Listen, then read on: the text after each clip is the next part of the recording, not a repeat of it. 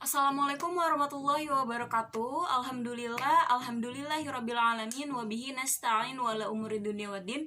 Assalatu wassalamu ala asrofil anbiya'i wal mursalin wa ala alihi wa sahbihi ajmain.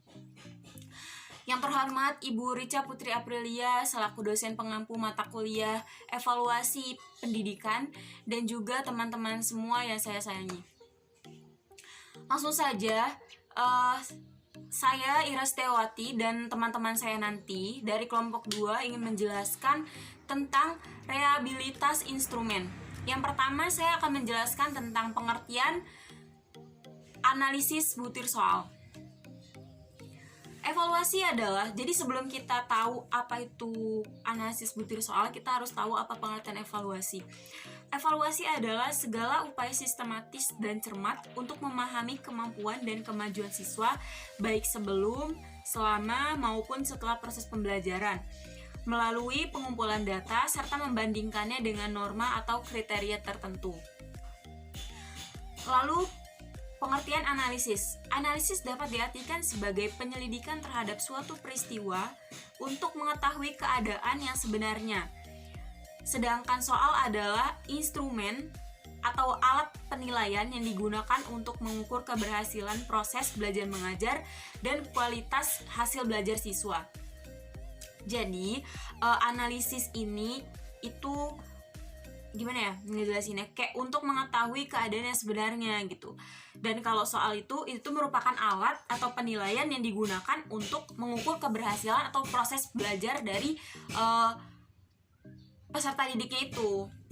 Lalu tes adalah kegiatan atau proses sistematis mengukur kemampuan atau kondisi seseorang. Kegiatan tes selalu menggunakan alat yang juga disebut tes. Dalam tulisan ini pengertiannya adalah lebih mengacu kepada alat daripada kegiatan. Oleh sebab itu, tes diartikan sejumlah tugas yang dilaksanakan dengan berhasil atau gagal, sehingga kemampuan subjek dapat dinyatakan dengan skor atau nilai berdasarkan skala tertentu.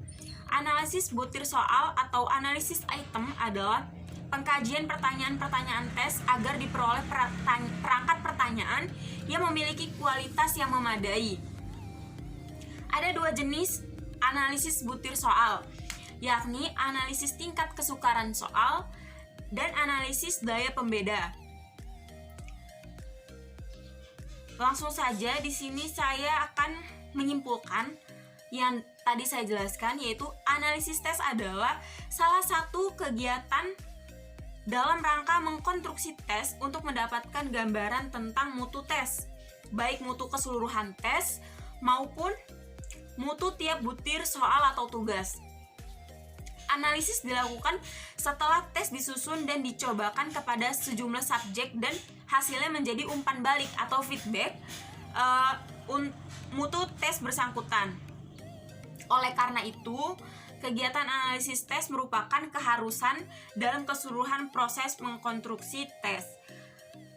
Lalu yang kedua, saya akan menjelaskan tentang konsep tingkat analisis kesukaran. Jadi yang pertama itu kan tingkat kesukaran soal ya. Nah, analisis tingkat kesukaran soal yaitu mengkaji soal-soal tes dari segi kesulitannya, sehingga dapat diperoleh soal-soal mana yang termasuk mudah, sedang, atau sukar. Sukar itu maksudnya adalah sulit. Tingkat kesukaran soal dipandang dari kesanggupan atau kemampuan siswa dalam menjawab, bukan dilihat dari sudut guru sebagai pembuat soal. Jadi gini, tingkat kesukaran soal itu nanti bakal diujikan kepada peserta didik. Nah, kalau misalkan semakin banyak peserta didik yang menjawab jawabannya, berarti menjawab soalnya, berarti tingkat kesukarannya itu masih rendah. Tapi kalau misalkan kebanyakan peserta didik gak bisa jawab, itu berarti tingkat kesukarannya tinggi. Bermutu atau tidak? Tidaknya butir-butir item tes hasil belajar pertama-tama dapat diketahui dari derajat kesukaran atau taraf kesulitan yang dimiliki oleh masing-masing butir item tersebut. Butir-butir item tes hasil belajar dapat dinyatakan sebagai butir-butir item yang baik apabila butir-butir item tersebut tidak terlalu sukar dan tidak pula terlalu mudah. Dengan kata lain, derajat kesukaran item itu adalah sedang atau cukup. Jadi kalau misalkan kita nih nanti sebagai peserta didik, sebagai pendidik ke depannya, itu kalau kita mau ngasih soal kepada peserta didik itu kalau bisa jangan terlalu sukar, tergantung jenjangnya sih. Kalau misalkan memang itu udah ke perguruan tinggi, mau dikasih ke soal-soal yang sukar itu nggak apa-apa, karena kan pemikiran mahasiswa itu kan kritis, jadi dia bisa mengembangkan ide-idenya. Kalau misalkan kita ngasih soal ke anak SD tapi udah kayak dikasih soalnya sukar gitu, pasti juga bakal bingung anak SD-nya. Tapi gini, kalau misal ini catatan buat pendidik nanti, kalau jangan suka ngasih soal yang belum pernah diajarin ke peserta didiknya. Jadi maupun dia tuh mahasiswa, kalau misalkan belum dikasih, menurut saya pribadi, kalau misalkan belum dikasih contohnya atau gimana, pasti kan mahasiswa mau sepintar apapun, kalau nggak dikasih contoh yang baik atau contoh yang benernya, ya nggak bakal bisa gitu. Karena kan tingkat daya otak anak itu kan berbeda-beda. Jadi kalau bisa, kita sebagai calon pendidik nanti, kalau kita mau membuat soal, diusahakan dijelaskan terlebih dahulu, lalu kita buat soalnya. Jangan tiba-tiba belum ngejelasin, tahu-tahu dikasih soal, dan itu susah banget. Dan itu sering saya alami selama saya menempuh pendidikan. Lalu yang kedua ada teknik analisis daya pembeda item. Daya pembeda item sendiri adalah kemampuan suatu butir tes hasil belajar untuk membedakan atau mendiskriminasi antara kemampuan tinggi dan rendah. Daya pembeda item itu penting sekali bagi salah satu dasar untuk menyusun butir item tes hasil belajar adalah adanya anggapan. Tes dikatakan tidak memiliki daya pembeda apabila tes tersebut jika diujikan kepada anak berprestasi tinggi, hasilnya rendah, tetapi bila diberikan kepada anak yang lemah, hasilnya lebih tinggi. Atau bila diberikan kepada kedua kategori siswa tersebut, hasilnya sama saja. Nah, sekian yang dapat saya jelaskan mengenai pengertian dan tingkat kesukaran tingkat kesukaran soal. Selanjutnya akan dijelaskan oleh rekan saya, yaitu Seprina, mengenai rumus tingkat kesukaran dan kriteria penilaian tingkat kesukaran. Bismillahirrahmanirrahim. Assalamualaikum warahmatullahi wabarakatuh. Perkenalkan, nama saya Seprina, NPM 1811010110. Saya sebagai pemateri ketiga akan melanjutkan penjelasan dari teman-teman saya, yaitu saya akan menjelaskan tentang rumus tingkat kesukaran dan kriteria penilaian tingkat kesukaran. Nah, hal yang pertama yaitu saya akan menjelaskan tentang kriteria penilaian tingkat kesukaran. Nah, perhitungan analisis tingkat kesukaran soal adalah pengukuran seberapa besar derajat kesukaran soal. Nah, suatu soal ini hendaknya tidak terlalu mudah dan tidak terlalu sukar. Nah, tingkat kesukaran soal adalah peluang untuk menjawab benar suatu soal pada tingkat kemampuan yang tertentu yang biasanya dikatakan dalam bentuk indeks tingkat kesukaran atau indeks kesukaran. Nah, indeks tingkat kesukaran ini pada umumnya dinyatakan bentuk proporsi yang besarannya berkisar 0,00 sampai 1,00 derajat. 1,00. Nah, semakin besar indeks tingkat kesukaran yang diperoleh dari hasil hitungan, berarti semakin mudah soal itu. Di situ suatu soal memiliki tingkat kesukaran 0,00 artinya bahwa tidak ada siswa yang menjawab benar, dan bila memiliki tingkat kesukaran 1,0 artinya bahwa siswa tersebut menjawab benar. Nah, dapat kita ringkas kriteria dalam penilaian dalam kriteria penilaian tingkat kesukaran, yaitu yang dikemukakan menurut Measurements dan Evaluation in Psychology itu mengemukakan bahwa 0,00 sampai 0,30 itu soal tergolong sukar, 0,31 sampai 0,70 itu soal tergolong sedang. Nah, 0,71 sampai 1,00 itu soal tergolong mudah. Nah, itulah kriteria dari penilaian tingkat kesukaran. Selanjutnya saya akan menjelaskan rumus tingkat kesukaran. Nah, adapun rumus dalam soal objektif dalam rumus tingkat kesukaran yaitu P sama dengan NP per N. P itu yaitu indeks kesukaran, NP itu adalah banyaknya siswa yang menjawab betul atau yang menjawab benar. Terus itu N itu jumlah siswa yang mengikuti atau peserta yang mengikuti tes hasil belajar tersebut. Nah, adapun seperti ini rumusnya. P sama dengan NP per N, atau bisa juga P sama dengan B per JS, yaitu jumlah keseluruhan siswa yang mengikuti tes tersebut. Nah, itulah rumus dari objek tingkat kesukaran. Adapun dalam bentuk soal uraian yaitu tingkat kesukaran sama dengan mean per skor maksimum yang ditetapkan. Nih, tingkat kesukaran sama dengan mean per atau dibagi skor maksimum yang ditetapkan. Nah, itulah rumus dan kriteria penilaian tingkat kesukaran. Mungkin apabila kurang jelas, saya mohon maaf. Kepada Allah saya mohon ampun. Wabillahi taufiq wal hidayah. Wassalamualaikum warahmatullahi wabarakatuh. Bismillahirrahmanirrahim. Nama saya Nisa Sabrina dengan NPM 1811010173. Di sini saya akan meneruskan pembahasan mengenai konsep daya pembeda soal. Nah, di dalam makalah yang kami susun, situ ada beberapa pendapat mengenai pengertian dari daya pembeda soal. Nah, dapat disimpulkan bahwa daya pembeda soal adalah kemampuan suatu soal untuk membedakan antara siswa yang memiliki kemampuan tinggi dengan siswa yang memiliki kemampuan yang rendah. Nah, angka yang menunjukkan besarnya daya pembeda soal ini disebut dengan indeks diskriminasi. Indeks diskriminasi ini sendiri berkisar antara 0,00 sampai dengan 1,0. Nah, pada indeks ini pun memiliki kemungkinan adanya tanda negatif, yang artinya itu suatu teks terbalik menunjukkan kualitas tes, yaitu anak pandai disebut tidak pandai dan sebaliknya. Jadi kemungkinan ada tanda negatif pun.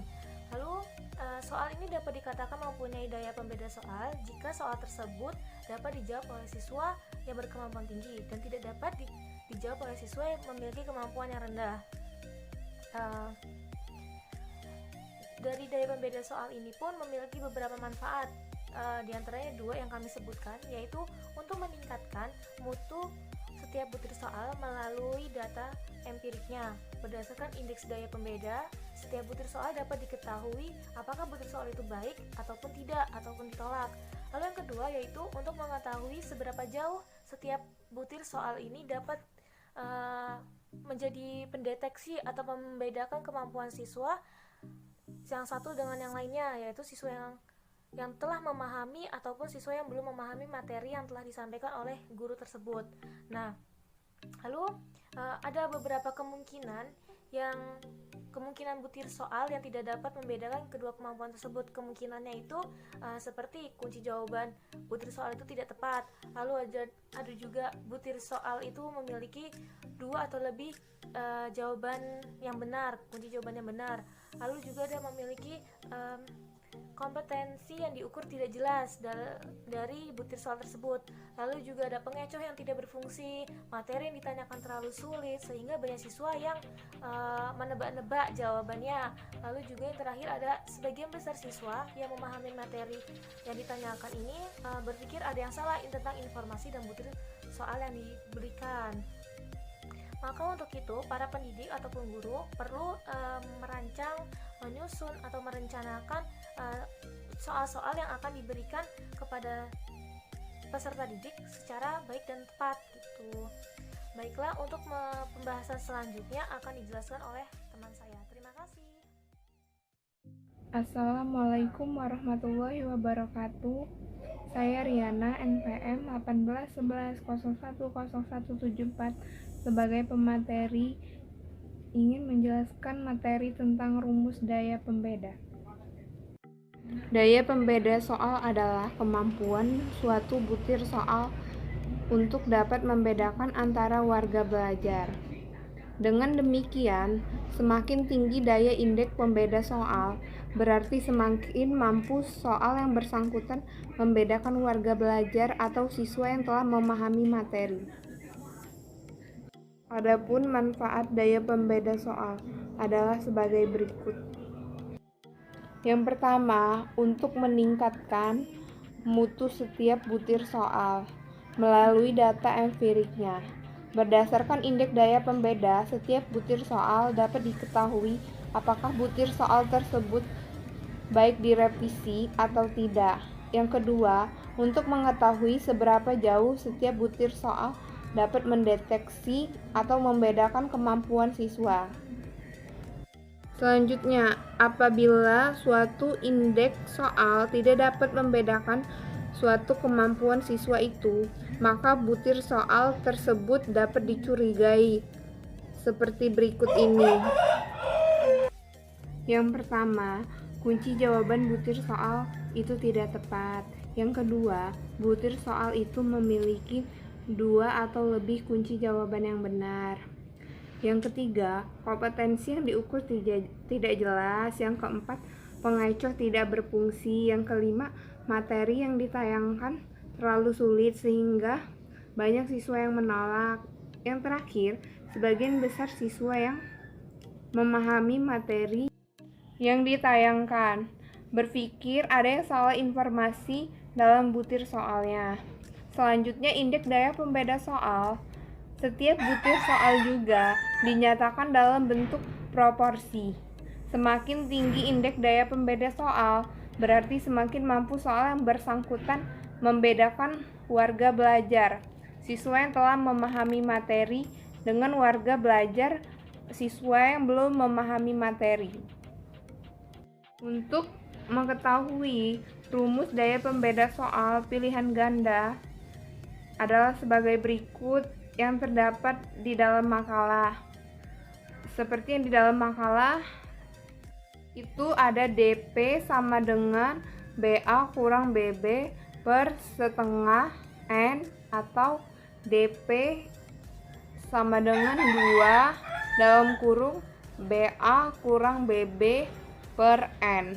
Nah, maksudnya itu DP itu adalah pembeda soal, sedangkan BA adalah jumlah jawaban benar pada kelompok atas, sedangkan BB merupakan jumlah jawaban benar pada kelompok bawah, sedangkan N merupakan jumlah siswa yang mengerjakan tes. Nah, berdasarkan hasil perhitungan dengan menggunakan rumus di atas dapat menggambarkan tingkat kemampuan soal dalam membedakan antara peserta didik yang sudah memahami materi diujikan atau yang belum memahami materi yang diujikan.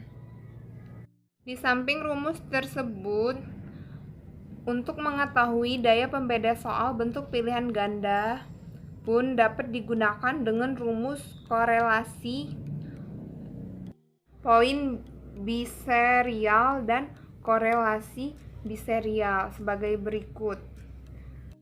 Seperti yang terdapat di dalam makalah tersebut, ada XB, YB merupakan rata-rata skor warga belajar atau siswa yang menjawab benar. Sedangkan XS atau YS adalah rata-rata skor warga belajar siswa yang menjawab salah. Selanjutnya SDT. SDT adalah simpangan baku skor total dan ada NB dan N. NB dan N itu merupakan jumlah siswa yang menjawab salah serta NB plus N sama dengan N. Kemudian ada P. P merupakan proporsi jawaban benar terhadap semua jawaban siswa. Selanjutnya ada Q. Adalah 1 dikurang P. Selanjutnya ada U. U adalah koordinat kurwal normal. Seperti berikut ini. Ada contoh yaitu DP sama dengan main kelompok atas dikurang mean kelompok bawah dibagi skor maksimal total. Nah, berdasarkan contoh tersebut merupakan korelasi produk momen antara skor dikotomas dan pengukuran Crillerion. Nah, sedangkan RBIS merupakan korelasi produk momen antara variabel laten distribusi normal berdasarkan dikotomi benar, salah, dan pengukuran kriterion. Dengan demikian, daya pembeda butir soal tergantung pada besar kecilnya nilai indeks diskriminasi. Untuk menghitung indeks diskriminasi, maka langkah pertama yang harus dilakukan adalah membagi peserta latihan ke dalam 2 kelompok atas, yakni kelompok yang memperoleh skor nilai tinggi dan kelompok yang memperoleh skor nilai rendah. Dalam hubungan ini, jika sebuah soal memiliki angka indeks dengan tanda positif D lebih besar dari 0, maka dikatakan buah butir soal tersebut memiliki daya pembeda. Dengan hal tersebut dapat dikatakan bahwa peserta latihan yang termasuk kelompok atas lebih banyak menjawab dengan benar terhadap butir soal. Nah, selanjutnya butir soal mempunyai nilai D sama dengan 0, maka hal tersebut menunjukkan bahwa butir soal tersebut tidak memiliki daya pembeda sama sekali. Hal ini berarti bahwa sejumlah peserta latihan kelompok atas yang menjawab benar. Nah, jadi butir soal tersebut tidak dapat membedakan kedua kelompok peserta pelatihan tersebut. Adapun jika nilai D suatu butir soal bertanda negatif, maka dapat. Oke, di sini saya akan menjelaskan tentang menentukan uji daya beda. Nah, uji daya beda itu rumusnya seperti ini. BA per JA dikurang BB per JB. Nah, BA itu apa? BA itu banyaknya peserta kelas atas yang menjawab soal benar. Nah, JA itu banyaknya peserta kelompok atasnya. Yang BB dikurang BB. BB itu banyaknya peserta kelompok bawah. Banyaknya peserta kelompok bawah dibagi dengan banyaknya peserta kelompok bawah yang menjawab soal benar. Oke, kita mulai. Sebelumnya di dalam uji daya beda itu dibagi menjadi 2 dulu. Yang atas 1, yang bawah 1. Yang atas itu kita hitung dari total soalnya, banyak benar soalnya, dari yang tertinggi sampai dengan yang terendah. Oke, bisa dilihat ini.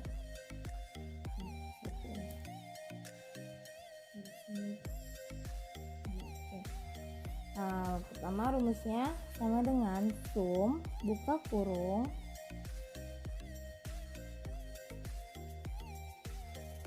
sama dengan sum, buka kurung, klik sini sampai dengan sini, tutup kurung, dibagi dengan banyaknya siswa. Banyaknya siswa itu ada 5, 1, 2, 3, 4, 5, enter.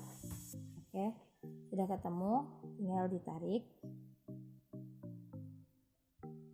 tarik aja sampai dengan sini. Nah, P1 tuh diumpamakan BA per JA. Nah, di sini P1 sudah ketemu ya. Selanjutnya P2 juga sama rumusnya. Sum, buka kurung, klik dari sini, tutup kurung, dibagi dengan banyak siswanya 5. Enter. Sudah ketemu, langsung tarik sama kayak tadi, tinggal ditarik aja sampai dengan sini. Oke, ketemu. Ya, selanjutnya yaitu uji daya bedanya. Kalau daya bedanya itu kan tadi sudah dilihat dari rumus bahwa daya beda itu BA per JA dikurang BB per JB. Nah, BA per JA itu diumpamakan P1, berarti dikurang dengan P2 sama dengan P1 dikurang P2. Tutup kurung, enter. Tidak usah pakai tutup kurung ya, langsung tarik. Oke, langsung ditarik. Nah, sudah ketemu uji daya bedanya. Terus untuk menentukan status butir soal, kita baca keterangannya terlebih dahulu. Nah, soal butir itu bisa dikatakan baik jika lebih dari 0,30. Nah, bisa dikatakan baik jika lebih dari 0,30. Oke, baiklah, di sini saya akan menjelaskan tentang status butir soal. Nah, di dalam status butir soal bisa dilihat dulu keterangannya bahwa uji daya beda itu butir soalnya mempunyai daya pembeda baik jika lebih dari 0,30. Nah, di sini dapat dilihat bahwa uji daya beda 0,2 itu dikatakan jelek karena tidak lebih dari 0,30. Nah, selanjutnya bisa dikatakan baik jika dia lebih dari 0,30 atau bisa dikatakan 0,3. Jadi di sini 0,4 itu dikatakan dengan baik. Nah, di sini bisa dilihat untuk mencari rumus butir soal di dalam uji daya beda itu bisa menggunakan rumus IF sama dengan IF, buka kurung, klik daya beda lebih dari 0,30, baik, jelek. Nah, enter. Di situ langsung bisa kelihatan bagaimana hasilnya. Terus langsung tarik sampai dengan akhir, sudah langsung kelihatan. Oke. Selanjutnya yaitu di sini saya akan menjelaskan tentang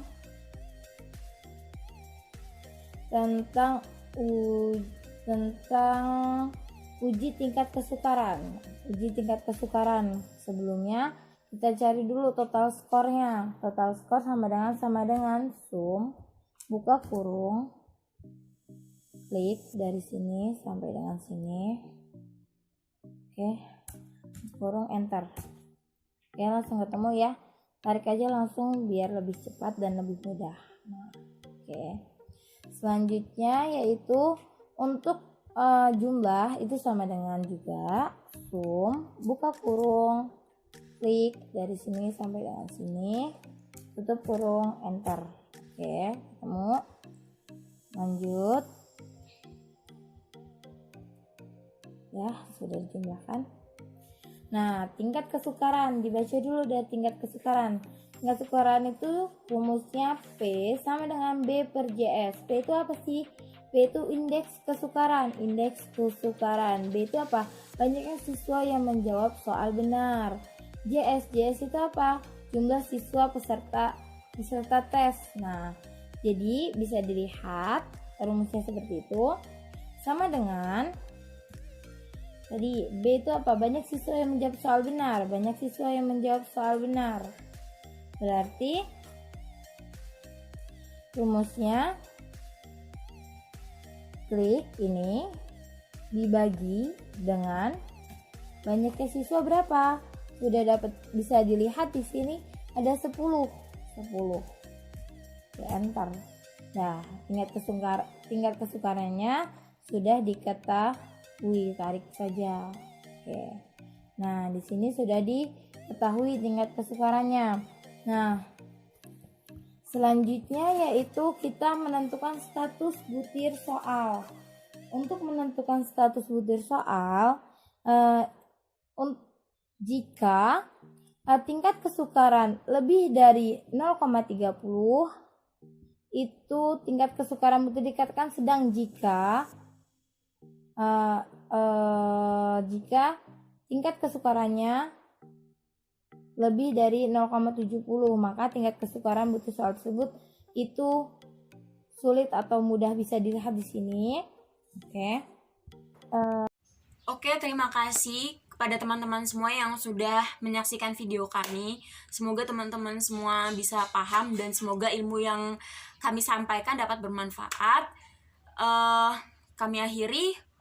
Wallahul muwaffiq ila aqwamit thoriq. Wassalamualaikum warahmatullahi wabarakatuh.